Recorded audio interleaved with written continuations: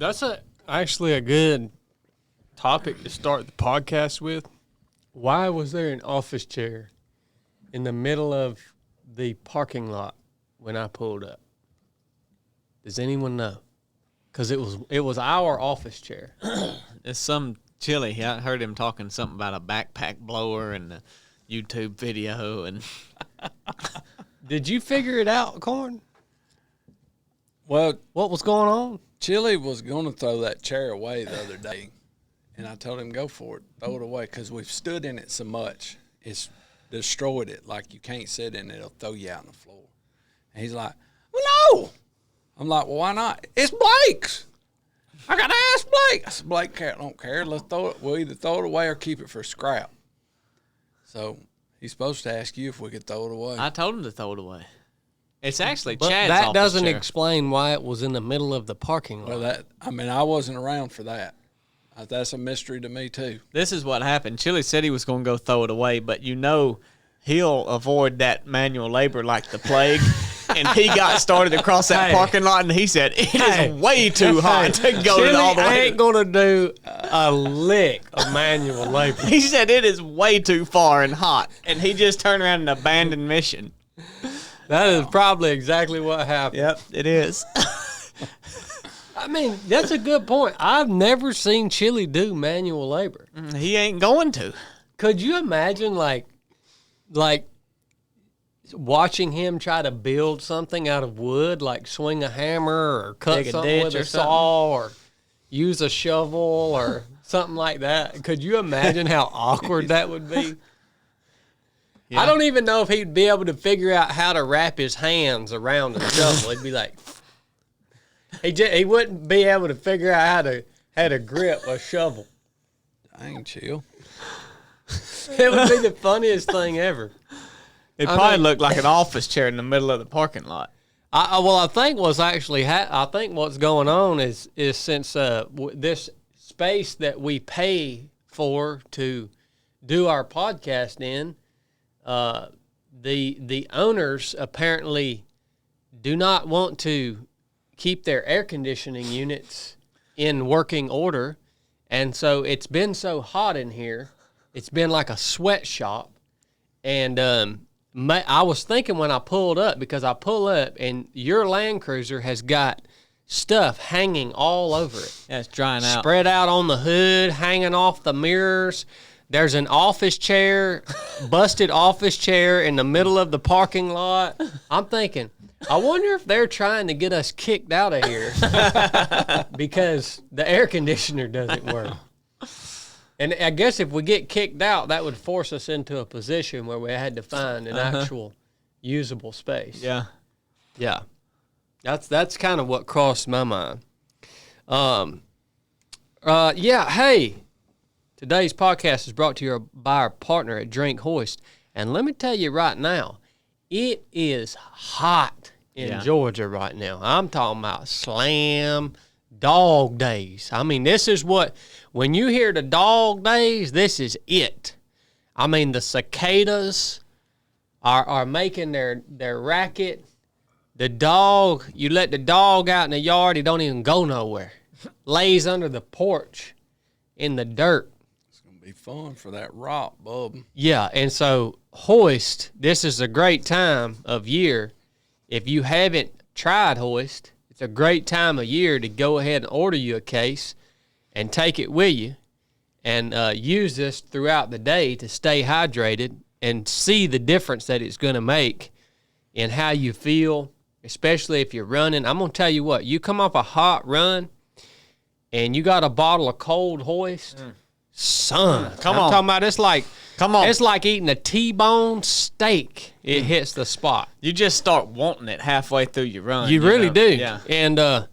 And we've got the new powder now. Oh, yeah. With no dyes in it. Oh, dude. That's for the ROP course coming up. We're gonna be you doling that out at ROP, ain't you? Yeah. That watermelon flavor, I don't know how much of it they sent, but that watermelon flavor powder, son. It tastes like a Jolly Rancher. Dang. No preservatives. Hydrates better than water. Sits well with your stomach. And that's going to be clear? It's all the powder's all Just clear. like this now. This is all clear in this bottle right here. Made in the USA. Check them out at drinkhoist.com. Hoist, thank you for making this episode possible. I'm telling you guys, it's good stuff. Drinkhoist.com. Go get you some, man. Well, I'll tell you what, Blake. Well, you were gone to Kenya. And, you know, I want to talk to you about your trip and, you know, talk to obviously the listeners so they get to hear what you went out there and did and all that. But I'll tell you, man, it ain't the same around here without you. Oh, yeah? I got to thinking, I said, man, if Blake dies and goes on from here, it's going to be rough. I might, too. Yeah, I mean, we're all headed that way, Yeah. you know, but I thought if he, well, I'll tell you what, you know what, man, I hope I die before you. I've always thought I'll die an early death. So, I hope I go before you, man, because I ain't trying to be around here much without you. When did you start thinking that? I've always thought that. Well, it don't really matter what you think about it. No, it don't. You know? You can think all you want about it. You don't know what's going to take you out. But I don't know. I missed him. Did y'all miss him at all? Yeah, I missed him. Yeah, it's different when anybody's gone. You know, it's weird. Well, I guess it's usually I'm the one that's gone. If you think about it, most of the time it's usually not Blake. It's not Chili for sure since he's been married. Yeah. Cornbread, he claims he ain't got money enough to go anywhere. Isn't that right? That's what he says. Yeah. So Shed put him 3 years behind. yeah, It did. he claims he can't go anywhere because he won't be able to eat while he's traveling. So it's usually me that's gone because obviously I've got the money, I've got the skills. That's what your hat allows too. I mean, ability. I've got the ability, I've got the drive, even in my old age. So Yeah. I guess that's why it was different. You know, y'all are usually the ones that are here without me, you know, and y'all going to have to, look, y'all got a long pull without the old bull coming up. Yeah, we do. But you know what? Y'all are ready. Yeah. Y'all are ready. A year ago, y'all weren't ready. Well, and Chili was even gone while I was gone. Yeah, That's true. I missed It a was short time. Wednesday podcast. Little And we vacation. knew he was just gallivanting down in Florida, you know. Yeah. Nothing to worry about. Yeah, he was just gallivanting around, Yeah. living life. But I missed you, man. I did. First of all, I wanted to ask you, it's a big commitment to fly over to a third world country, and you were in Kenya. It's a big commitment, not only in your time, but just in the aggravation of being on a plane for how many hours? 16 or 17 hours in the air. Yeah. So total time, you probably had 20 hours in Yeah. getting over there. You know what I mean? And then knowing you're going to be somewhere where you're going to be, you know, exposed to all kinds of different sicknesses. The food's not going to be right. The sleep's going to be messed up. You're going to be crapping in a hole. You know, all that. That's a big commitment. That's a big sacrifice and a big commitment. So I was just wondering what inspired you to go out and do this thing, because it really is not typical of your homebody, I like everything in order, you know, personality. Yeah. You or you know, even Caitlin, it's not something typical for you. Yeah. Yeah, I mean, I enjoy other cultures, just aside even from the gospel. I just enjoy other cultures and seeing how other people live, because it can add a lot of insight and value into the way that we do things. You can watch that on National Geographic. Yeah, though. but you don't get the right feel. But I've wanted to for a long time just go over to somewhere like that for the sake of of the gospel or for spiritual reasons. And I was running with Bob one day, and I was just telling him that, like, it's just been on my mind, and I was just saying, I really would like to go do that one day, but I don't really know what it looks like, or the opportunity's not there. And he's like, well, we're going to Kenya in July, and he gave me the dates, and I talked to Caitlin, and surprisingly, Caitlin was just like, okay, yeah, let's. And I was like, well, I better take the opportunity while she said okay, because as things went on, and both of us get more time to think about it, then the thoughts start to creep in of the things that you say. Like, you feel the drawing to do it. You say, okay, yeah, this is something good. This is something that the Lord has called us to. But then you start to think about all the other things and all the other things people tell you of what are you going to eat when you get over there? And the travel, don't you know how far that travel's going to be? Don't you know how stove up you're going to be, and the jet lag, and how much money it's cost? And there's a lot of people in America that could benefit from that money or the things that you're doing. And so for me, it was just really something that God put on my heart to go do, and all of those things didn't matter. If I said that they didn't influence me in some way, I would be lying, because you do hear that, and then you try to apply the logic to it, and you say, well, it really doesn't make sense. It's probably not the most effective, but the fact that the Holy Spirit put that on my heart to do trumps all of those other reasons. Everything else, then they all just fall by the wayside, because logic doesn't work when God calls you to do something. And and we use that term that God calls us to do that, and we think it's going to be this like revolutionary thing, and sometimes it is, and sometimes it is just for you and not for everybody else. But I really did believe that about this trip, and was prayerful about being conscious of what happened while I was over there. And so that's really why I went. And the short answer is because that's what the Lord had put on my heart, and really for quite a while, But this opportunity presented itself and worked out with everything, and we were able to do it. Well, what's now that you've experienced what, we in the American church call a mission trip, what's the purpose of it? Like, what's the purpose of it all? Well, I think they're all different. For us, the local church here gives a man over there money. They give him like $20,000 a year. And he is overseeing multiple and starting more churches all around Kenya. And so he's stewarding this money. The American dollar goes really far in Kenya. So they're able to, collect this amount of money, give it to him, and then he is spreading the gospel within Kenya. And so the purpose of our trip was to go over there, one, I think, to be good, like make sure, hey, is he still using this money? How is it being purposed? Is he doing what he says? Not that they question anything that he was doing, but I think that's just due diligence. But then also to encourage those pastors, because like it or not, the American in Kenya is like a big deal to them. Like when they see they call them the Mazunga. That's what they say when they see you. When they see the white people there, it's a big deal. It lends credibility. Yeah.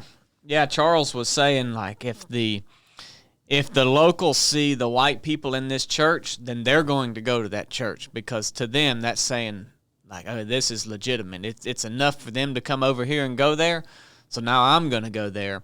And I think it's also a big encouragement to the pastor. And in a way, you say, well, I don't really want to be used like, I don't want to be elevated or lifted up.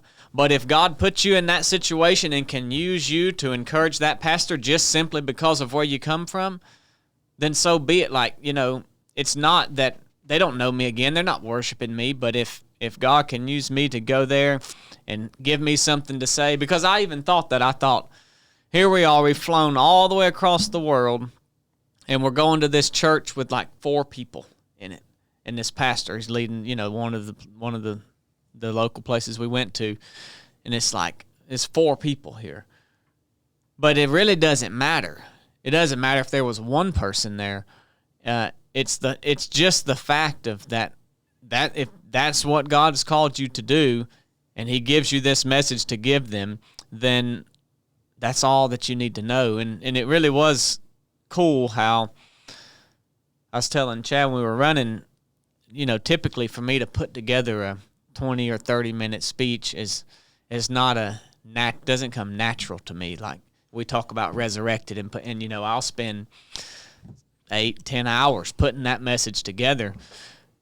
And the Holy Spirit really just did speak through me. I feel like just the message that they had within 10 minutes. I just on my notes on my phone outlined this with scriptures, and it wasn't anything of me.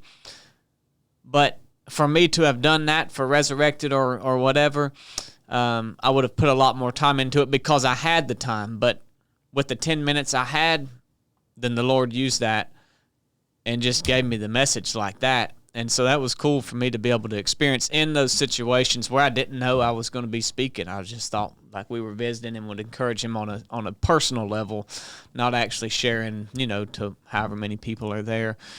And so going to those places, no matter whether it's 2 or 3 people or 200 people or 1,000 people.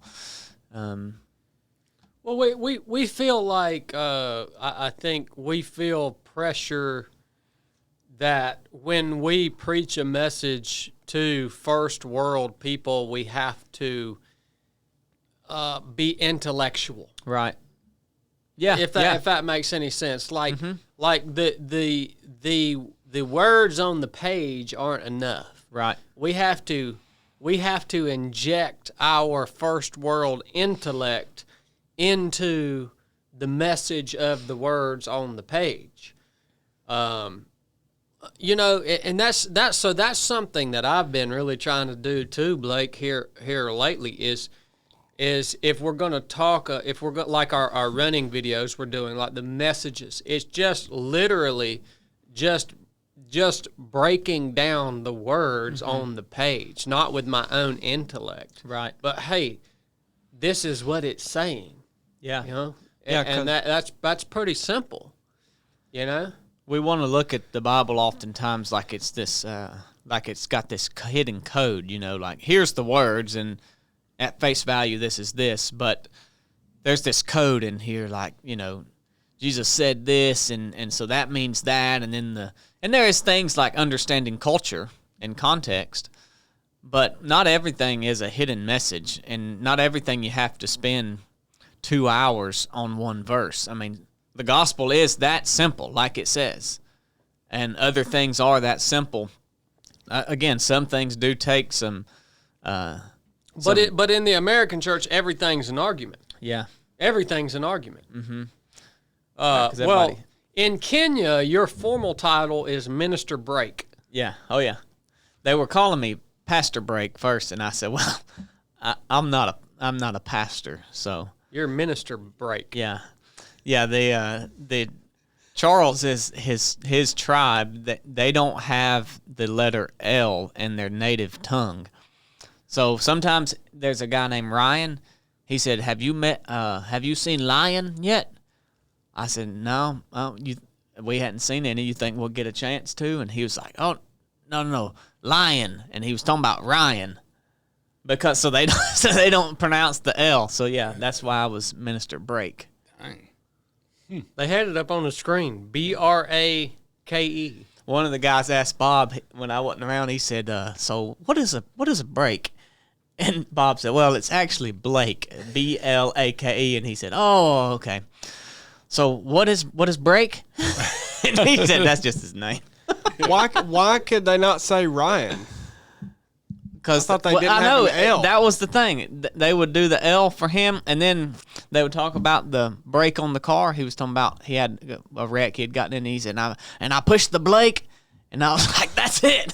So I don't know what. So they switch an L and an R. Yeah, it's something. That's bizarre. Something strange. I thought that was great. Yeah. Well, walk us through day by day what you guys were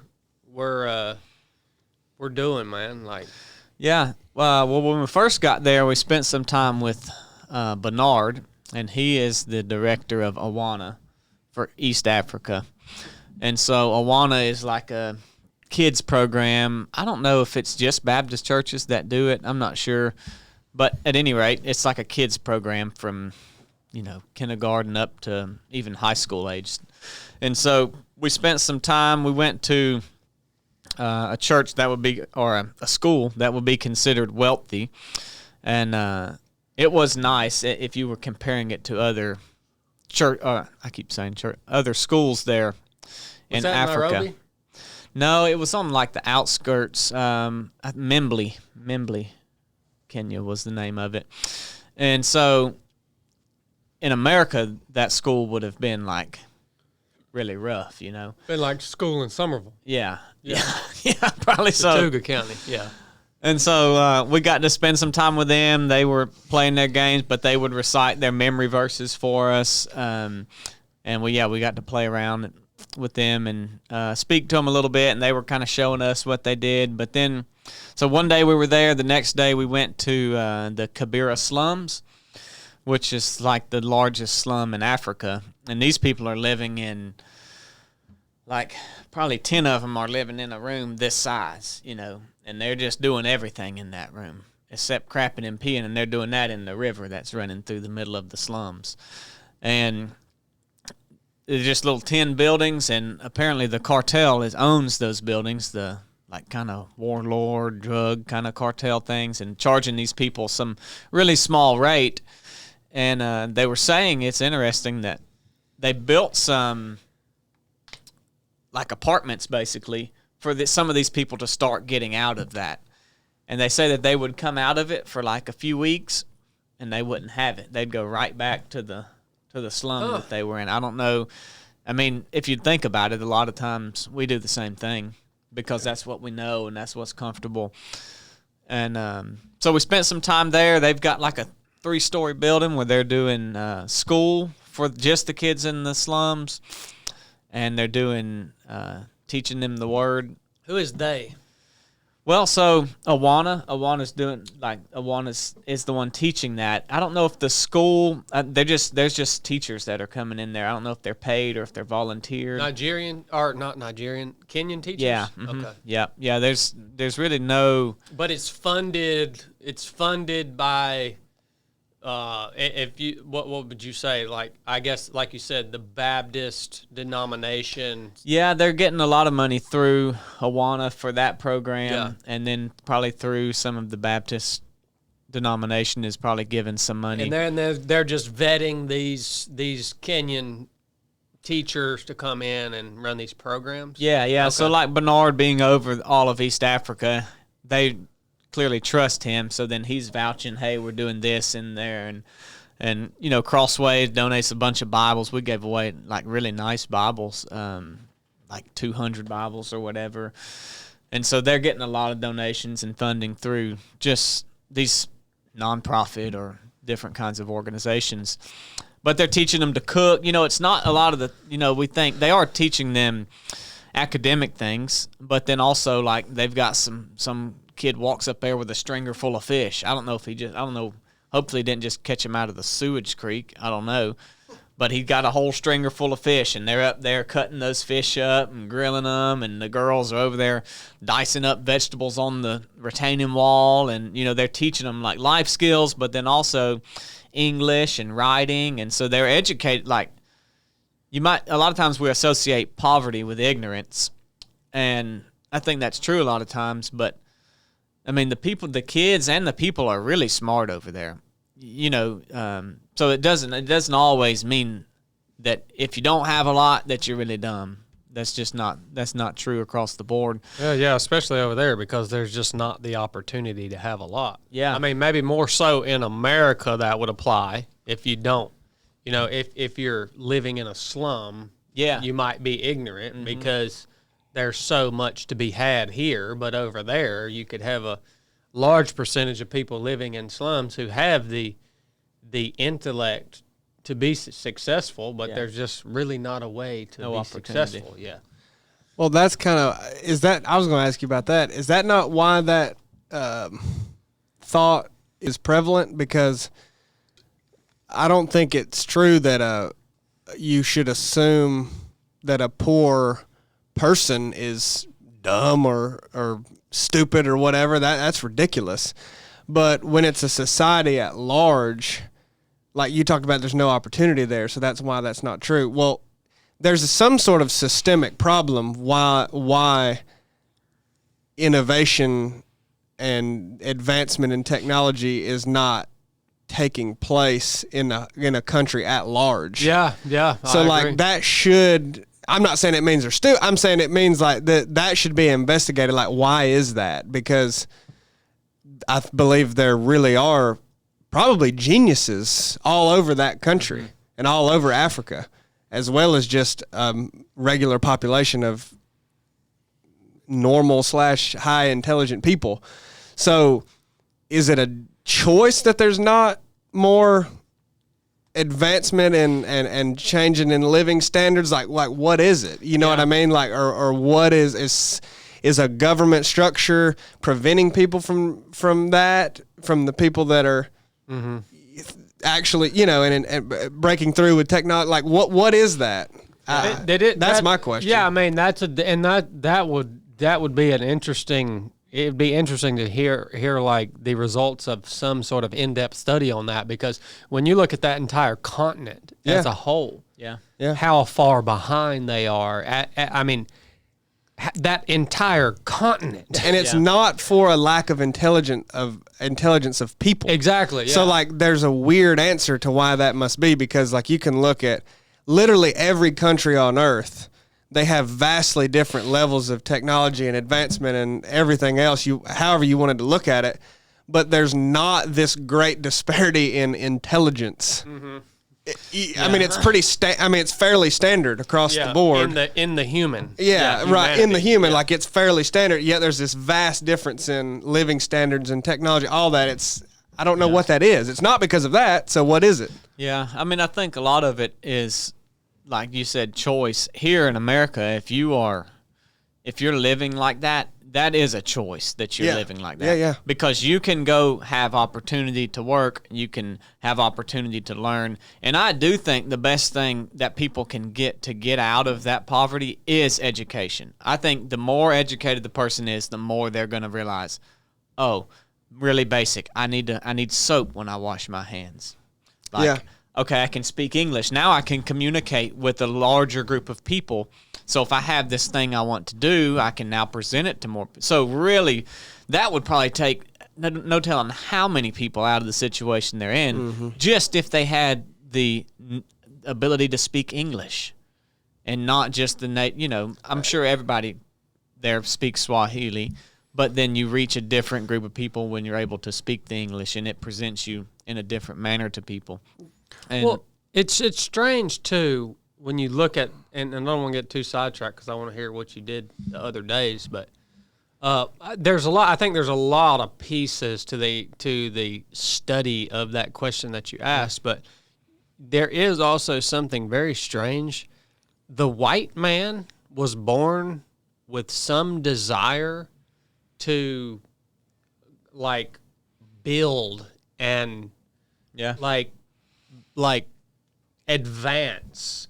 It's like when the white race has like colonized the earth throughout human history. And it's like when you look at Native Americans, for instance, they were totally happy, I assume, living the way that they lived. Yeah. And you look at these people in Kenya, and I would bet that they're probably happy. Oh, yeah. Living the way that they live. And it's like, what is it about the white race that wants to come into a place and like, no, we have to build buildings and we have to bring in technology and we have to make roads and we have to like fill every single space and destroy all the land and exhaust all the resources, and it's weird, man. Like you can't even explain that. Yeah. Like, but there are differences in terms of like cultural differences between these, I guess different races of people. But I guess it just goes way back into heritage and that type of stuff, Yeah, and I mean with that comes the white man, many of them that are wanting that are educated. They're to the point like, okay, now we're doing this. Well, we can do this better. And then the next generation, well, we can do this better. And so I think that has something. That's why I've always hated white people. It's like, what is wrong with y'all stinking white people, man? The Spanish did that too, though. Oh yeah. The Spanish did it too. Yeah, but they kind of quit after a while. They said, this ain't all because the that. white people. No, like you said, I don't want to get too sidetracked either. It's because I think you notice that so much and you think about it when you go over there. It's like, I don't even agree with your assessment of like how that's happened. I mean, I think it's a natural inclination to, whenever there's disease, try to figure out, hey, what might work for that? Like, that's how everything was discovered. It's like you said, washing your hands, that cuts down on half of the things that are killing us. It's like, that's a natural instinct to try to figure out, why is this happening? Let's stop that. So that ends up snowballing into things that we don't like all this freaking technology, you know, and that's just hard to stop. But like the initial reaction of like, you would think everybody in 2025 would be to the point of like, okay, we're gonna change the way we live on a mass scale because it's being adopted slowly by everybody in the culture and society to the point of where we're at least gonna, you know, really elevate living standards and cleanliness standards and all of that because it just makes sense. Well, their culture is what keeps them that way. Yeah. Because there is no hurry unless you're driving. Like, they're really crazy drivers. But they don't get mad. Like, everybody tailgates everybody cuts everybody off. That's what you People drive up the wrong side of the road on cars and motorcycles, and you miss your turn, you just turn around and go the opposite way. I'd fit in well there. So I thought about Corn over there. I told Kat, I said, Corn would have a darn nervous breakdown here. They sure would. But, you know, so they're not in a big hurry. Charles, he's 53, and he said, I just found out just in the past couple years, I'm allergic to milk. He said, I've been drinking milk all my life, and my throat's been spasming. And he's like, I just thought, okay, I don't know what's going on. And he's like, I just found out I'm allergic to milk. So they have these things come up, and they just say, this is the life I've got. I guess my throat's just going to spasm. And, you know, like, but we'd have it one time, and we're to the doctor. What's going on with me?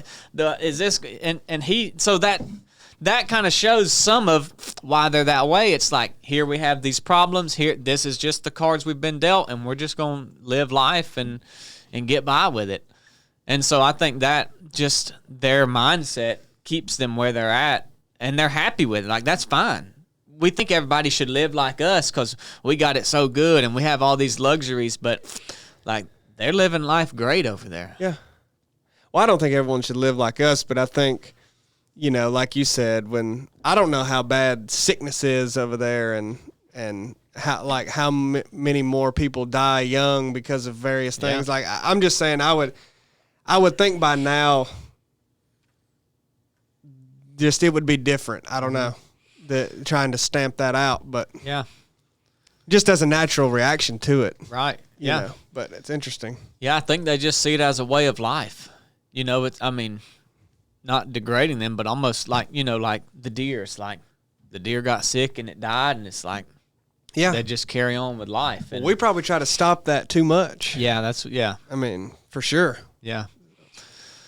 So we spent a little time there, and, you know, to the same point, those kids, there was probably 300 kids doing the Awana thing, and, man, they were happy as can be, jumping up and down. You know, they have wore holes in their Crocs, you know, have on just dirty clothes, but they're just loving life, man. And so it was cool to see kids that young in that situation, so happy, memorizing scripture, worshiping Jesus in that setting. You know, it was just really cool to see that. So we did that the first 2 days. I guess the third day we went to this orphanage, and they are getting their kids from the government. The government has a lot to do with orphans there and the management of them. They don't like to adopt them out to other countries. They want the Kenyans to stay in Kenya. And so this orphanage has, I think they said 37 kids from anywhere from like just walking and talking up to like a senior in high school. And so they have a school there with teachers, and then they have a farm, and the kids live on site. So they have bunk houses and everything. It's totally self-sustained. So they have solar panels to run their water pump from the creek. There's a creek down at the bottom that pumps water up. And they have cows and all of their greens and fruit, and even down to the point that they cook on the with their stoves and everything from the methane produced from the cow crap. It pipes it up to the kitchen, then desulfurizes it so it doesn't stink, and that's just what they cook with. So everything on the farm is self-sustained for the 40-something people that live there, including the staff. On 5 acres. 2 acres. 2 acres. And probably 3/4 to 1 acre is the buildings, like where they're sleeping, the schoolhouse, the kitchen, all of that. And then they're farming probably 1.25 acre. And it's on a hill. The farm's on a hill. And he has terraced this hill and used old banana trees that he staked in the ground to prevent the erosion. Yeah. And then down at the bottom is his compost pile. And he's grown some trees there. And the tree's like 40 feet tall. Those kids are out there climbing those trees by hand with a machete and limbing them for firewood, and then also to let more sun in. But he, grew the trees for firewood. And they've just skinned the tree all the way up. But, I mean, those jokers are high. And they're climbing them with no ropes, just by hand, and cutting the limbs off, stacking up their firewood. They've got a couple greenhouses there. So it was really cool to see what can be done on 2 acres of ground. Yeah, no kidding. I mean, 2 acres. They are sustaining 40-something people. The cows, now it's not like a big green pasture. The cows are just eating hay, and they've got this little spot that they're in. Some people would think it's cruel, but it's not. They're feeding the cows, taking care of them. They're milking them, and so he actually gets so much that it's more than they can eat. So some of the stuff he sells to the market and the local people, like the milk or maybe some of the food that they're growing. So we didn't get to see the kids there. They were in school while we were there, but we saw a few of the really young ones that weren't in school yet. So that was really neat to see what can be done and just how innovative they are with the things they have. Like, he didn't go buy some wood to build his terraces that he built. He just used the old banana trees that weren't good anymore. And like the methane and, I mean, all of that stuff. Who would have ever figured out how to collect methane to cook with it? So we live in a consumer culture. Yeah. Yeah, so we want to be able to go purchase all the things that we need instead of using what we have to accomplish whatever we need to get done. So yeah. So that was really, really cool to see that. And then after we left there, the rest of the trip was really going to these other churches and encouraging the pastors, speaking to their congregations. A couple of the meetings that we did were like open air. So they would have what they call the market, but it's really like there's like 3 buildings or 3 stores, and they're just in connecting buildings side by side. And they bring their speakers up there. The local church does. They bring them up there from down the hill where their building's at, and they're playing music and all the things. Did they have to get a permit to do that?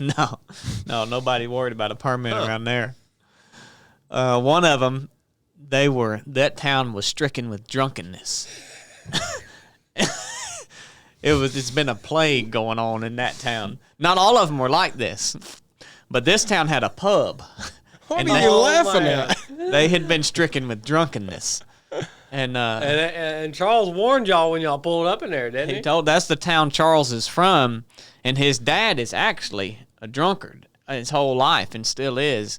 And Charles has came out of that, but he said that's the problem in this town. And I didn't speak to that place. Bob did, and some of the local Kenyans, but they would be speaking, and the old drunk would come out of the pub stumbling around, and he'd get up there close to the teacher or whatever, and somebody would come out and wrestle that cat down to the ground and drag him up the alley and leave him, and he'd come back in a little bit, and they'd have to kind of fend him off.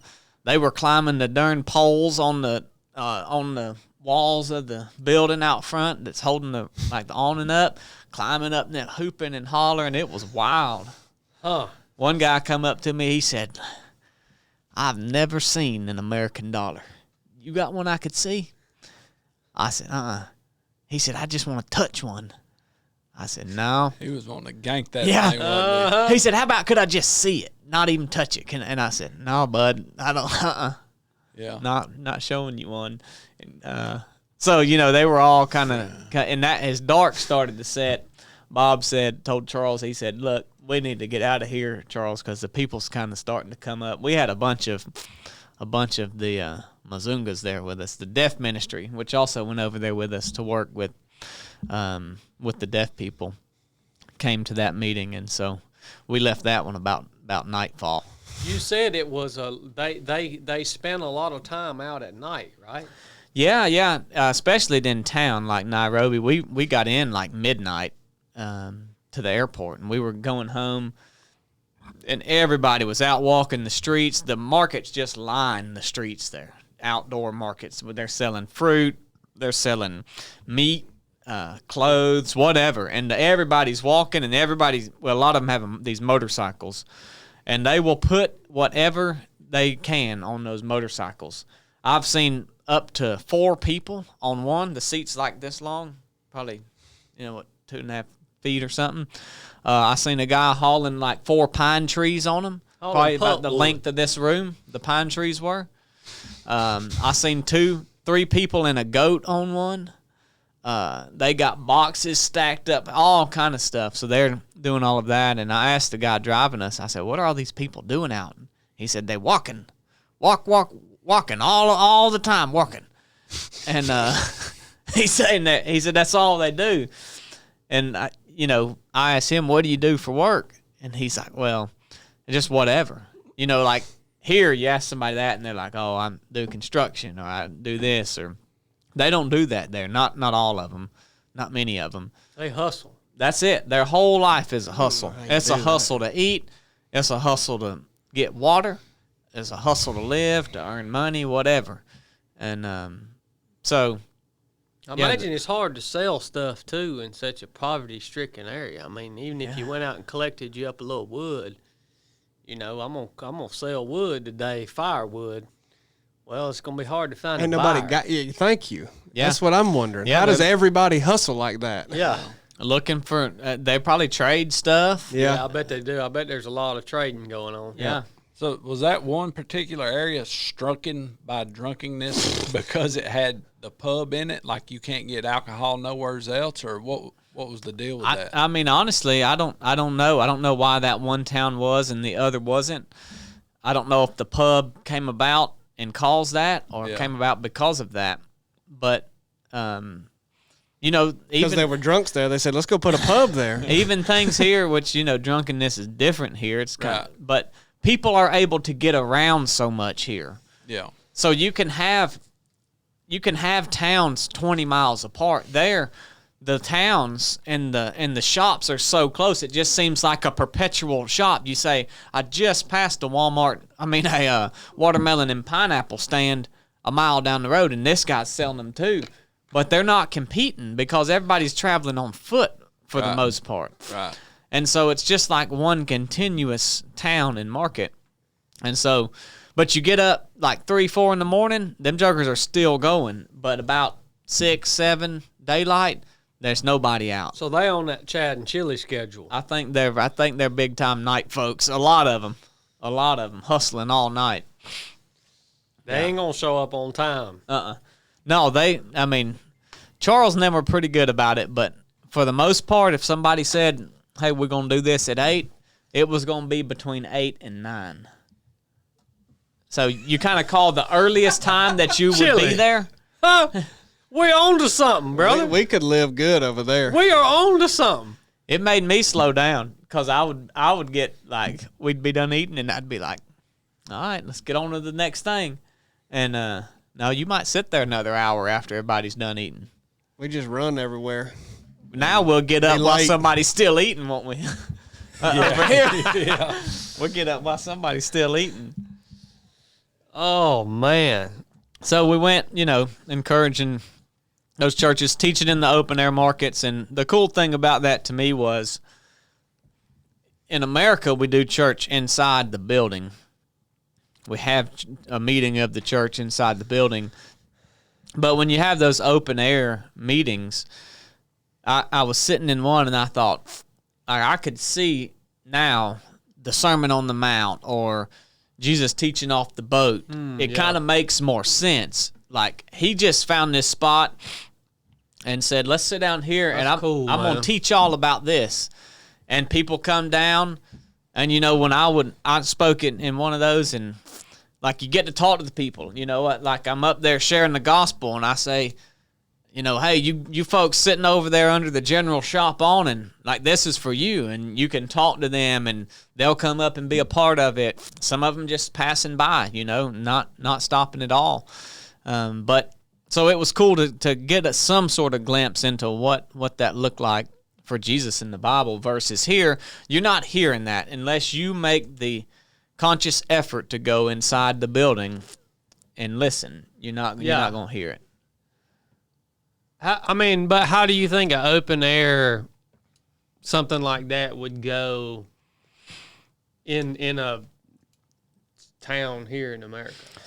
Well, I think it could have definitely accomplished the same thing. There are many things in place now that are going to hinder people from doing that. You probably have to get a permit, and you probably have to do this and that. And a lot of people are going to look at you like you're crazy because you're doing it. Over there, I don't think it's looked at as crazy. I think it's much more accepted, but I certainly don't think that's a reason to not do it. I don't think that's a reason to not do it. But, now they're doing this. They're like having their meeting there. So there's people from the local church there sitting down that have come there to hear that, and they've just chosen to do it out in the open. It's not just like we're going to set up a stand and there's going to be a couple guys here teaching and nobody's here to listen. There was an audience existing. It was 4 or 5 people, maybe 10 at the most, that were there prepared to listen to what was going on. But then as people come and go, they're able to hear it too. And so I just thought about that and thought about, Jesus probably set those up knowing that the Pharisees were right around the corner, and he said, I'm about to teach on this because I know that they're going to hear it and come over here. And so I think it could be something cool to do here, honestly. I think it would be cool for our congregations here. People try to amass a large amount of people. So it would be strange if your church of 500 people, like, you just couldn't do it. But a small group of folks that have a Bible study in their house that want to be able to share that word, it would look weird, and people would laugh at it and call you crazy and say it's dumb. But, like, why would you go inside? Why would you draw within? Well, I'm beginning to picture how this could work. You're talking about it that way, like you said, because there are spaces, even like where we live in Rome, that are like public spaces, like down there on the river where there's that little sitting area with like a little... The water fountain and stuff? Yeah, the water fountain and all that. Like you could do something like that there without any big production or speakers, or like you said, it's just you and some believers just having a meeting there that is... You don't have to have signs, or you just sit down. And I do see now how that could actually work. But yeah, I guess a big thing that stops us is that mentality that, like, if it's not drawing a certain number of people in, well, why are you going to waste your time doing that? Right. You know what I mean? Yeah. And I think they even feel a little bit of that. I think even some of those pastors were discouraged or maybe even embarrassed about us showing up. Like, they want things to be really nice and like we have all these people, but It's not about that at all. And we had to get out of that mindset here in America that we've said it before. When the pastors get together, what's the first thing to say? How many you got? And they want to talk about how many people got saved. Not once over there. We were probably said in 5 or 6 different meetings, not once did they say, hey, raise your hand. It was at the end, if they said anything to the effect of salvation, it was that, hey, if you feel the drawing of the Holy Spirit, I encourage you to yield to that and to repent of your old ways and believe in Jesus. And they didn't even ask, come let me know. They didn't ask, raise your hand. I assume they just thought, if that happens to you, you're going to tell somebody. Yeah. It was like they're telling them what, maybe you're experiencing this is what it is, and this is how I encourage you to respond. And that was it. It was left at that. Well, yeah, why churches ask that and ask you to fill out the little card and hand it at the end and do all this mess is not so they can follow up with you. No. It's so they can have the number and record the number. Yeah. Really? Yeah. And that's ridiculous. It is. I mean, and then that is a reason for them to not follow up with you, because like you accomplished it. Yeah. On to the next one. Let's see what can be if we can get another one. yeah, I mean, hopefully that's not every time that's done. It's out of that mindset, and hopefully there is genuine care about, hey, well, we want to hear from you and know how you're doing, and we'll actually check in with you. But yeah, like you said, anytime you're around gatherings like that, you hear, it's purely so that you can record a statistic. Yeah. That's crazy. It is. Who even cares? Right. I mean, yeah, that's interesting that they don't do any of that. Now I'm sure it does go. Around where you were at. Man is I've learned the same. Man is the same, regardless really where you go, and they have a lot of the same struggles, just in different ways. And so I'm sure that is a thing over there, but the places we went, it wasn't. And I think it's just because they have real desire and real problems. So they're like, we're not even concerned with making a note of how many people, they're just trying to spread the gospel. Just put the word out there and hope that people do it, so that then they do that for somebody else. So that was that was unique to see that. And it's cool to take away those perspectives and really have a comparison. Not that they do everything right, or we do everything right, or they do everything wrong, or we do everything wrong, but having that perspective and then being able to blend that with, our perspective that we have living in the place where we are, and being able to kind of blend that in and think about, different avenues of ministry, even back here, Yeah, I mean, we got to spend a week over there, which is, a fairly short time. Really, I wasn't getting on my phone because, one, I didn't have service sometimes, or, wasn't trying to run up, whatever. And we had conversation in the car, so we weren't listening to music. And so, really, I lived a week undistracted from things and from phones and from music. And then you come back here and you realize how many things are such a distraction that seem good, that start out really small, then you spend more time on it and more time on it, then you get more things, and you get so distracted from the mission that God has called you to. And that's probably utterly distracted. Yeah, I mean, utterly distracted. You're rendered useless. Chili hates my new video style that I'm doing now. He hates it. But it is getting. We are getting back to the only thing that matters with what we've been called to do and the abilities that the Lord has given us as a team. Yeah, that's the way I see it, and that's the reason I'm so confident that it will indeed work. Not in the sense of that it will be. We will never be the biggest. Right. Like, get that out of your mind. Yeah. We cannot be ever the biggest, because if we wanted to be, you will have to make a pact with the prince of this earth. Yeah. But it will work in the sense of it will accomplish what the Lord has set us apart as an organization to do. Yeah. You know what I'm saying? Yeah. Like that, and so in that, we have to put our faith that the Lord will indeed bless that and continue to make a way for us to do that. Yeah. If that makes any sense, you know Yeah, what I mean? you say this is what the Lord has called us to do, and it doesn't really make sense to achieve the biggest things and do the most, like you said. But the very fact that you are doing that is assurance that the mission will be continued. And if it's not, then it's not like the Lord will have something else for you. You will never be faithful to the Lord and Him say, "That's all I got for you." On that day, you will die.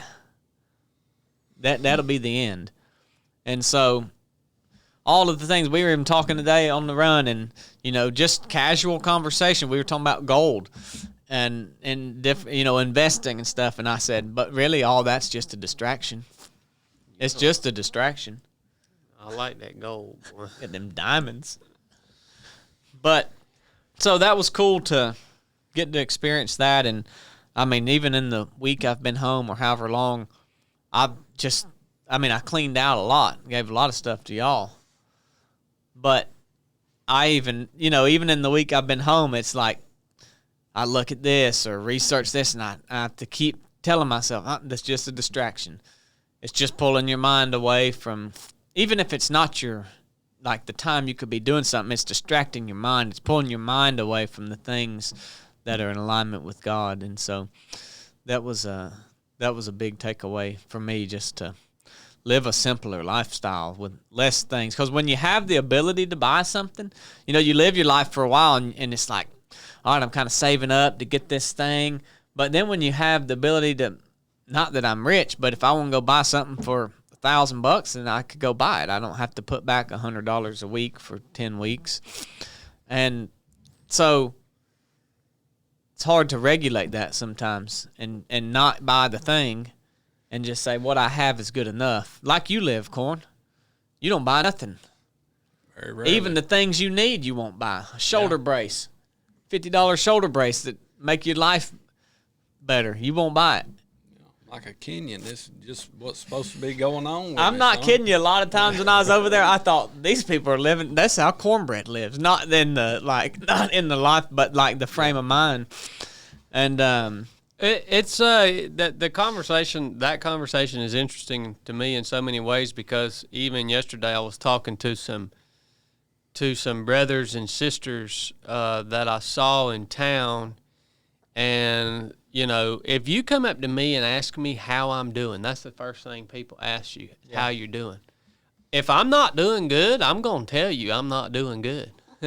And so they come up to me and they walked up to me, and I had just been sitting with my friend who's passing away for a long time, and I was just exhausted.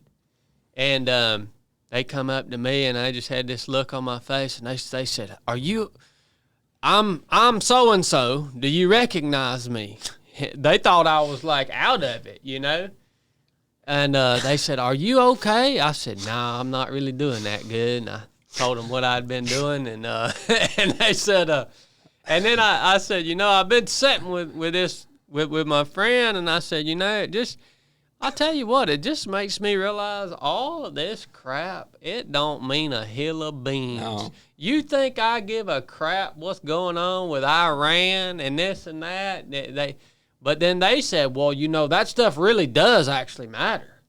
And I thought, well, okay, you can think that, but it really doesn't. All of this crap is marching on, son. Like when the scripture tells you to live in this world as a stranger and as an alien, that means you have no concern for all of this crap because it's marching on. Like Chili said last week, last Wednesday, Chili, when you was talking about all this stuff is being accomplished. Well, we as the church think that it's our job to intercede in some way and change the course of things and delay the course of things. That's funny you said that. Me and my wife just had a conversation about that, about really, if you look at the end times in particular, and you're doing anything to try to delay that, well, that's really weird and not going to work. But if you're doing anything to like try to speed that up or advance that, that's just as bizarre. Yeah. You're not going to do anything to affect it. Like, you are doing what you, like that. You're trying to play God, really. Like, I'll tell you what, I'll bring this on. Like, I'll do this. I'll go see. They need a red heifer in Israel, I'll ship it to them. Yeah. Like, just let it happen. Like, what are you doing trying to affect that and like placing all this importance on yourself? And you're going to, I don't know. You're not going to do none of that. It's going to happen when it's going to happen, and you are supposed to do what you know is right and do what you're called to do, and that alone, without the distraction of figuring out timelines, will accomplish what God's will is according to him. Like, I don't know. That's a real weird thing to try to influence that in any way. Yeah. Yeah, that's why when the Bible says to live a simple life and work with your hands and mind your own business. Mind your own business. Basically live in the community you live in. But we say, but now if we don't pay attention to this stuff, and if we're not involved in government and all this stuff, well, what's going to happen? They're going to take us over, and we're not going to be able to meet, and they're going to start persecuting us and killing us. What's the Bible say about all the Christians throughout history? Hey, they gonna kill you all day long, son. Yeah. Does it not? Yeah. Does it not? They gonna kill you all day long. Yeah. Come on with it. Yep, just trying to avoid suffering. I don't know, man. So I just think that person that met you in town after all this was like, I just said, hey.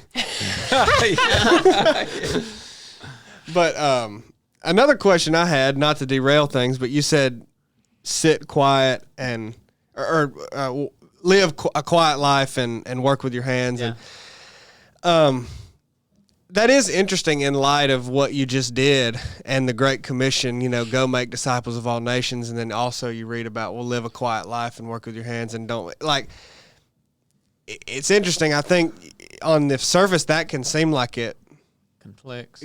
Like it's two different lives, right? But yeah. Well, the Apostle Paul gave us the perfect example of doing that, but traveling the known earth. Yeah. With his ministry. You know what I mean? Yeah. That's like the Apostle Paul, every time he would come to a new community, he would live a quiet life, work with his hands, mind his own business in the midst of the people he was there with. You know what I mean? That's what the Messiah people are doing. Mm-hmm. I mean, and even the people in the villages of Kenya, now Nairobi and the bigger cities, they're not, they're living pretty fast paced. Probably distracted lives like we are, distracted in a different way. But in those villages, they're not, and especially the Messiah, like they're having to work hard. Like they're traveling 5-6 miles just to get the water. They can't just go turn the faucet on or, leave the faucet running while they brush their teeth. Like water is a commodity and you got to work hard for it. And they get up, push their cows, push their goats around, let them feed. That's like their prize, They got a little schoolhouse where their kids are taught, and the women's taking care of stuff around. Like everybody's got their role, the thing that they're doing. And sure, they've got their struggles, probably relational struggles and between villages and things that we don't see. I'm sure that's there, but they're living a quiet life, working with their hands, minding their own business, doing the things that they have to do to survive. And they're also worshiping the Lord. They're receptive to the gospel. And so you really see that, at least to me, like that was a great picture of that. They live a hard life. And then what stops us so often, I think, from going and doing a trip like this, putting yourself in those places, What stops us from maybe having a outdoor meeting? What stops us from going and sitting with people who are in suffering? What stops us from so much of this is really, in one word, yourself is what stops you. Okay, and let me explain that to you. We all think that when we go and do these things like this trip Blake just took, or having a meeting somewhere, or going and sit with somebody, we think, well, we're somebody. I'm somebody. Yeah. So I'm gonna have to show up, and I'm gonna have something good to say. Yeah. I'm gonna have this figured out. I'm gonna go up in here and I'm gonna change this whole equation. But the attitude that you have to have is the opposite of that. It's like, I'm nobody. I don't really have much to bring here, but I'm gonna show up, and it's gonna be what it's gonna be. Yeah. You know what I'm saying? Yeah. Like, I can just think of so many people listening to, what you went and did, and like, just thinking, well, if I went over on some mission trip, well, what am I going to have to say to this person who I have nothing, no common, experience with? Look, it's just, you just be there. Yeah. You know what I mean? It's like, oh, we're gonna have an open air meeting. Like, I better have a good message. Yeah. I better have this squared away. It's like, well, no, I mean, just what is the depth of your understanding right now, and go with that. Like, I'm gonna go in here and for me, it's been going and sitting with my friend. Like, I'm not about to walk up in here and make any of this better. Right. I'm not about to walk up in here with any certain wisdom or word to say or impactful anything. Like, no, I'm just pretty much just a nobody. You know what I mean? Like, you almost have to have that attitude to go and do anything, and especially go and do anything that's going to produce any sort of effect in the spiritual realm. Because I think the first thing we have to do is get ourselves and our opinions of ourselves out of the daggone way. Yeah. You know what I mean? I mean, I don't know. I see that even, in a small way, even amongst us, like even, well, I've seen Chili grow in that a lot. Chili, I think you've thought for a long time, well, I'm not qualified to talk to people about these things or to teach or to any of this. It's like, well, I mean, I still think that. Yeah, I know you do. But yeah, the Lord will use what He has given you understanding.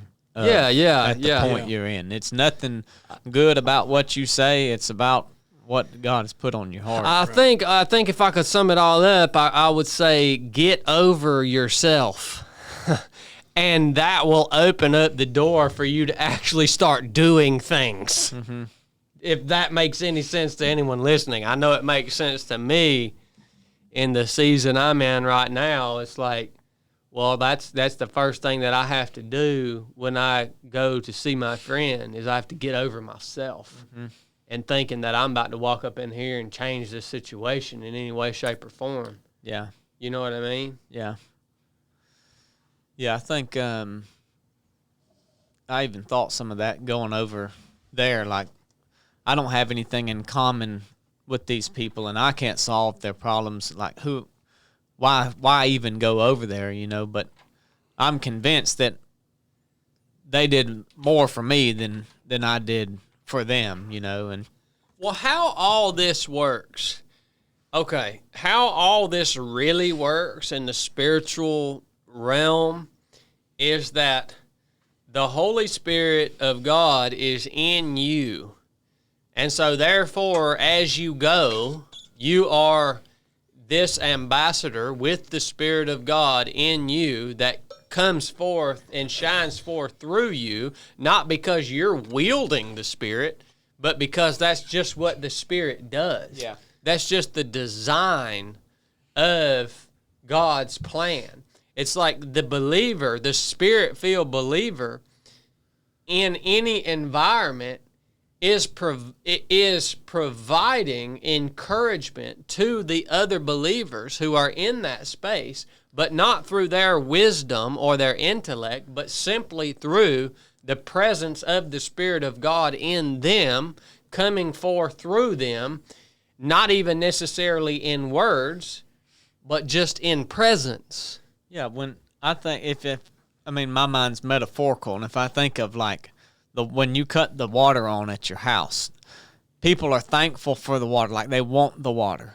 Nobody cuts the water on and says, "Boy, Just don't let it run." Or boy, them plumbing pipes, I really appreciate them getting that water up here. We're just the plumbing pipe, we're like the conduit that the water that is God, as the Holy Spirit that is flowing through. That's what is giving people life, and we're just the pipe transferring. But we want to cling to our own understanding. Yeah.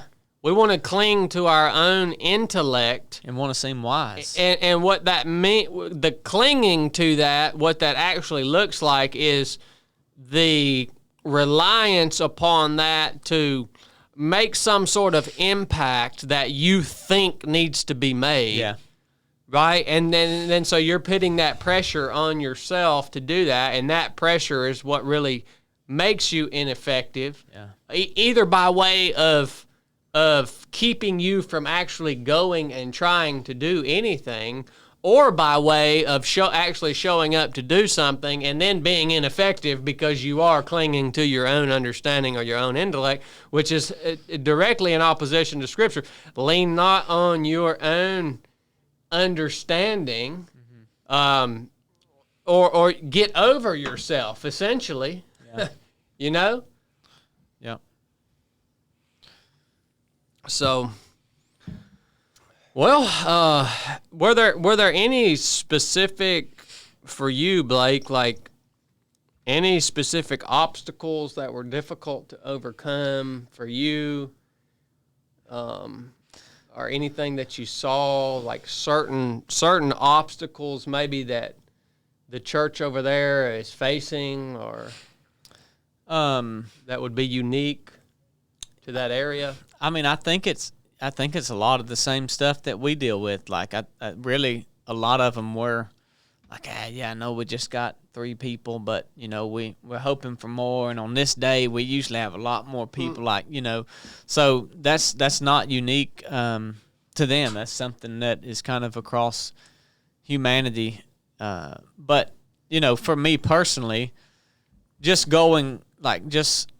subjecting myself to that trip and not being in control of everything, not knowing what everything was going to look like. I couldn't prepare. The Lord sustained me and my wife and everybody there healthy. We didn't get sick, but that was something that I dealt with, like thinking about, worrying about, like, am I, you know, is the food going to be clean? Is the place we're staying going to be clean? Is it going to be safe? And so it wasn't a physical obstacle, but it was a worry. I mean, I'll just call it a worry or a fear that did keep coming up in my mind, that after I was there for a couple of days, I got over that. But leading up to the trip, the first couple of days of the trip, just kind of being on edge about that, which caused me to rely on God more in prayer, because I couldn't manage that myself. And we think back home that we can manage those things ourselves because we know where our meals are coming from and we know kind of what to expect. And so we say, you pray to God as an afterthought sometimes, or when you're over there and you're out, it's out of your control.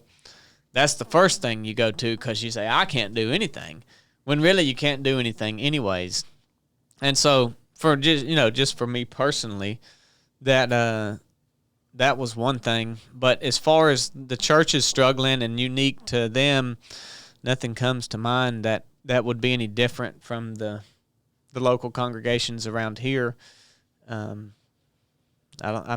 think that humans are humans across the board. You know, we think some people are different because of where they live and their circumstances, but in general, the root thoughts and causes and fears are probably all from the same selfishness, pride, fear. Probably all stem from that. Yeah. Well, that's good, man. I appreciate you breaking that trip down for us. Y'all got any other questions for Blake?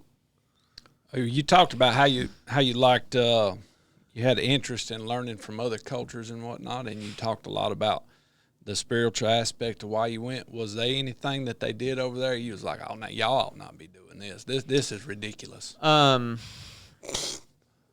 in the ones that we went to. Well, you talked about how them Messiah people treated their women like their cattle, Yeah. which that wasn't within the body of Christ there. Right. So, Yeah, I mean, the Messiah people in their traditional culture outside, and even probably some of the Christian culture, so maybe that is a unique struggle for them. They have multiple wives, and they don't treat their wives well at all.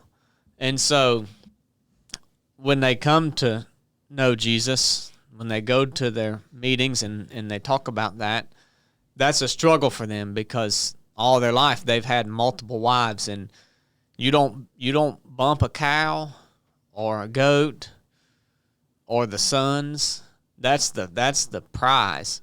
But if you want to hit your wife with that cane they tote, ain't no big deal.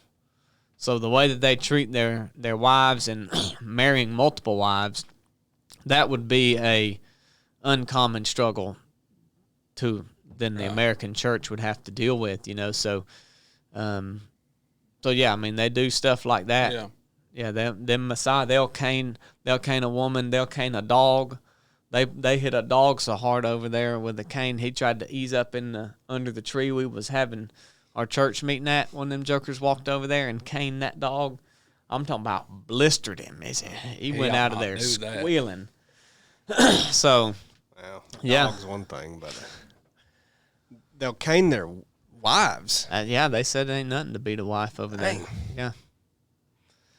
Yeah, I mean, that's just how it's just how they value them, you know, or don't value them. Wow. They they don't care much about that. So that's a struggle to them, and a struggle to them when they come to know Jesus, because their traditional religion was apparently a monotheistic religion, meaning they just had one God, and they thought that he resided on top of the mountain, just whatever mountain, and they had a tree that they held as holy, and that's where they worshiped. And so that was their understanding of God, which in some ways is not far off from our God. And they just didn't have the Jesus component, and so they they didn't have the Bible, so they steered different ways. And but them being receptive to Jesus and bringing that on board, then they've got some struggles to work through from tradition, just like all of us. We all have things that we have to work through from our old life and our old tradition that we have to put aside. That's true. So just the traditions are different, right? Yeah. Yeah. It's one of the biggest questions I think that non-believers have about all of these cultures that have lived without, that have lived worshiping some other deity or something like that. One of the biggest questions that people will try to ask you to discredit faith in Christ is, well, what about all those people? Yeah. Well, you don't want to accept the answer. Yeah. Like, the answer's clear what happens to all of those people. Right. Like, they receive justice, what they deserve. Yeah. It's like that's an answer that people just get, especially non-believers and even believers. Like, you want to explain away that. Yeah. But I was talking to James Ward the other day, and they do some work over there, or did in the past, and he said that they went over there one time to put on a marriage conference for those Maasai people, and he said that the pastors were saying like, Sounds like James. doesn't honor your wife and this and that. And he said one of the people in the back raised their hand and said, I've got 6 wives. Which one of them should I honor? And they said they had to take a big step back because they didn't understand that going in. Yeah. Right. What was going on? That So sounds like James, doesn't it? Roll into the Messiah, be like, it's the worst audience for that. Yeah. Start with the basics. yeah, exactly. Well, Dad, we got any super That's chats awesome. today? All right. Outstanding. I'm sure Marty, if he's still alive, Yeah. chimed in. Old James. That cracks me up about James. Paris James? No, James Ward. Seeing his James face Ward? when that happened would have been so funny. Marty is in here, but he's not first. He's typically first, and he missed Thank it this goodness time. he's still alive, World, man. Marty. Mark Stoddard, tugboat, 3-1 something, came in at $19.99. That's pretty good, Mark. I Yeah. appreciate that. Thank you for not disrespecting me with a piddly super chat. Thank you, CB, for your support/encouragement. God bless you all at 3 of 7 and Brother Garrick. The most famous guy at the table gets mentioned on the first super Yeah. chat. And so that's- anybody that disputes that he's famous, there's your evidence. Well, I've got another one to back it up.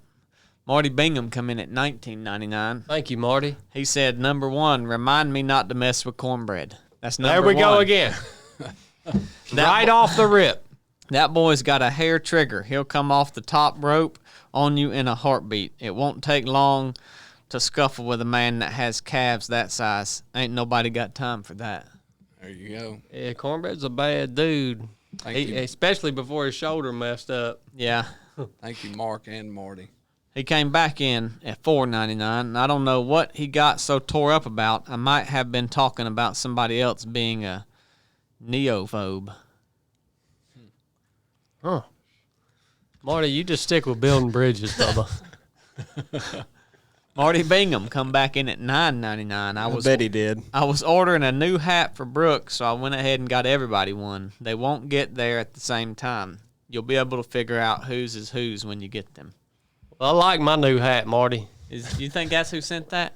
Yeah, that's who sent that. That's definitely one of the most legit caps I've I ever bet owned. that was Chili's, though. If he Well, yeah, said that he it- sent multiple hats, you'll be able to figure out whose is whose. Then that was definitely mine. Yeah. I don't know, Bubba. You literally took my hat. If he sent 4 hats, that was mine. That one. Well, I'm glad I got to at least wear it for one day. Thank you, Marty. Matthew Eldridge come in at $5. Chili is looking jacked. Put some sleeves on and save some Dang. ladies for the rest of us. Dude, we literally were talking about that this morning. You were talking about that this morning. About how I said jacked you I were was. looking slim. Well, whatever. Garrett come in at $19.99. Said, thank you, Garrett? Corn, for the message on Resurrected. Oh my gosh, man! Hey, Garrett. I didn't set any boundaries to me or my kids, and now I'm a living testament of what happens when you do that. Oh my gosh, Love you, man! Garrett. And that's it. Good night. Well, thank you guys for tuning in. And thank you, Matt, for noticing. Lord willing, we'll see y'all on Monday for Monday meeting. Enough said.